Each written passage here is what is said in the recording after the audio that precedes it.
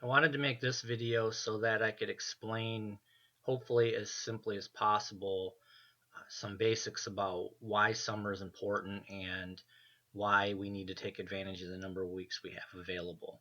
I also wanted to discuss how to take a simple mileage goal that I may provide for each of you and break that down into what your run should kind of look like. This video will keep pretty simple, more on the beginner level or early in a training cycle level, but we certainly could make it a lot more in depth and complicated than I'd like to do at this time. So I'm going to keep it pretty simple, as I said, so that we can try to just simply take some next steps as individuals as we continue to move forward in this next training cycle. First, let me give you just a little bit of background, though. It's important to have this as additional context so that you know why we're doing what I'm asking you to do.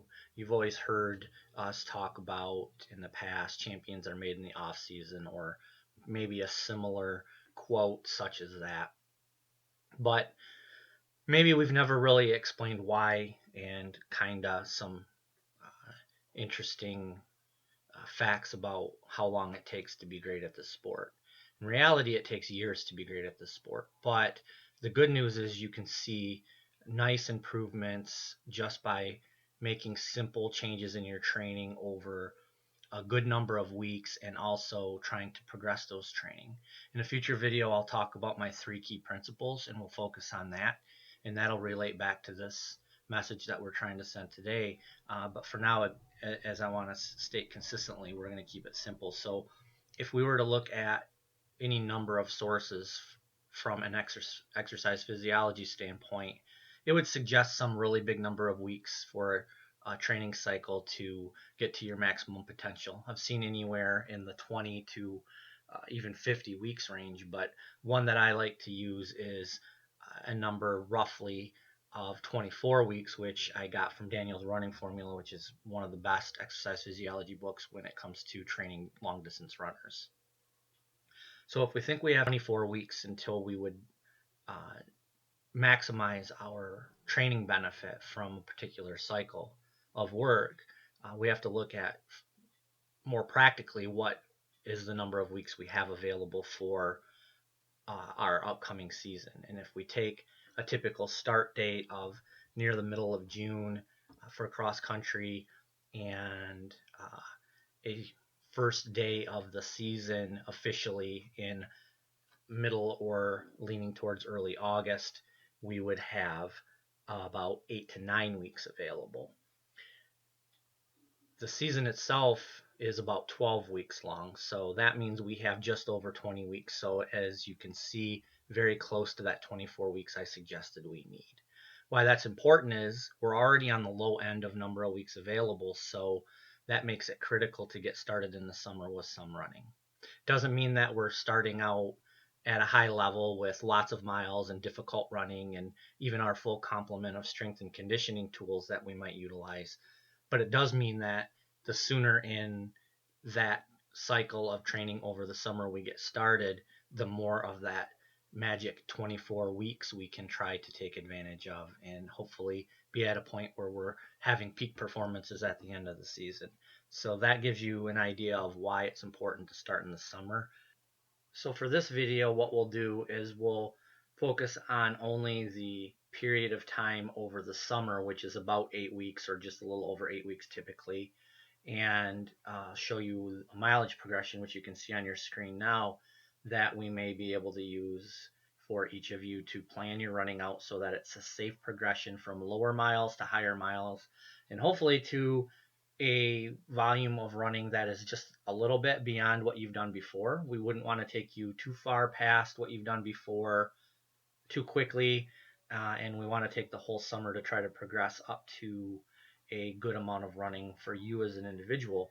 So you can see that on the left I have a column for freshman girls, and we have freshman boys and sophomore girls, sophomore boys and junior girls next, and so on and so forth.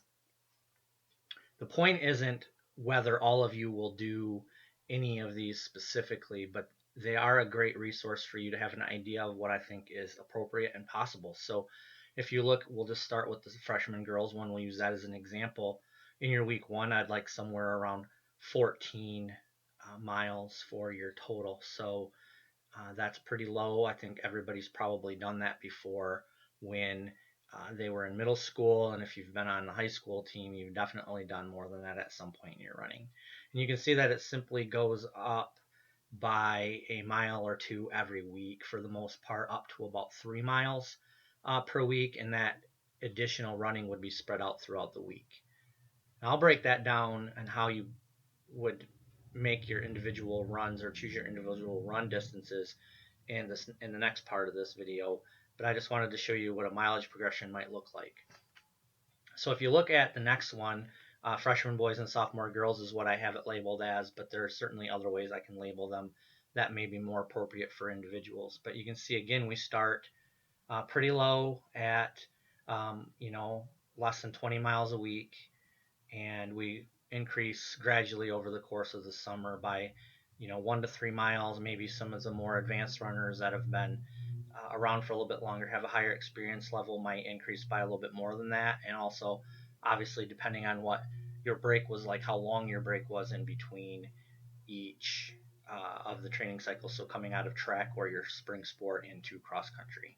And that's really all there is to the mileage progression. So we'll leave it at that, and in a future video maybe go into more detail if there are questions. So the question might be, if I give you a goal of certain miles to run for the week, how do you break that down into individual runs to make your training week appropriate? And that's actually relatively simple. We can get into when you start having what I would call a legitimate long run, which certainly isn't going to be most of you in these early weeks, but as we go through the summer, that definitely will become a thing that we need to focus on a little bit for some of you. But we'll get into that another time. So really all I want you to do is I want you to run 5 days a week at a minimum, hopefully. And if your miles are higher and as the summer progresses, you might have to add a sixth run if you're at that level of training. And we certainly will have a 6-day work week during the season when you consider, for the most part, we'll have Saturday meets, which you're all used to. So if you take any miles per week, and let's say 25 miles per week is what your assignment is, and you're supposed to run 5 runs, simply divide 25 by 5, and that's what you should be running every day. So about 5 miles a day. We can teach you how to break down a long run in another video or when we talk at practice, but it's as simple as that. So although it's best that we have a variety of distances at a variety of paces, just to start out, I'd like you to simply take what your assignment is and more or less divide by 5. And if it's a little warm and we go a little shorter today, then you know that it should be a little bit longer another day during the week so that you can stay on your average. So just try to hit roughly that average. So I guess your runs in that case would be around 4 to 6 miles maybe if you're a 25 mile per week person, and it's not any more complicated than that. So I hope that helps, and we'll see how we go, and we'll address questions and concerns in the future. Additionally, I just wanted to provide you with a quick resource to know if I assign for a certain number of minutes, how that might correlate to a certain mileage. So you can see in this table, it's pretty basic. I have on the left, going from top to bottom, how many miles you might do for a given run from 2 to 13. I don't really encourage people to run 13, but it puts us beyond where I would want us to go. So I thought it would cover some of you a little bit to have the number of minutes included. And then you can see on that top line, it goes from left to right at 7 minutes a mile, 8 minutes a mile, 9 minutes a mile, and so on. It obviously doesn't break it down into smaller increments where you might your training pace might be 8:30s or 9:30s or whatever, but it gives you a pretty good idea. You can kind of do the math and split the difference if you need to, but it gives you an idea that if I assign a 15-minute run, that means for those of you who are training at 7 to 8 miles per minute pace, that would be about 2 miles. and you can see that it would be something less than 2 miles for those that are training at 9, 10, 11, and beyond. So it's pretty simple that if I give you a certain distance run, maybe I want the whole group back at the same time. We'll do that a lot for workouts where if I don't have you already broken into training groups for the workouts, I might tell everyone just to go out for a certain number of time. In those cases, it would probably only be like 10 or 20 minutes. So if I said go out for 20 minutes, that means a 7-minute miler would do about 3. An 8-minute miler would maybe do about 2.5, and a 9-minute miler would do about 2. So you can see kind of how that works, just to give you an idea of how minutes might work.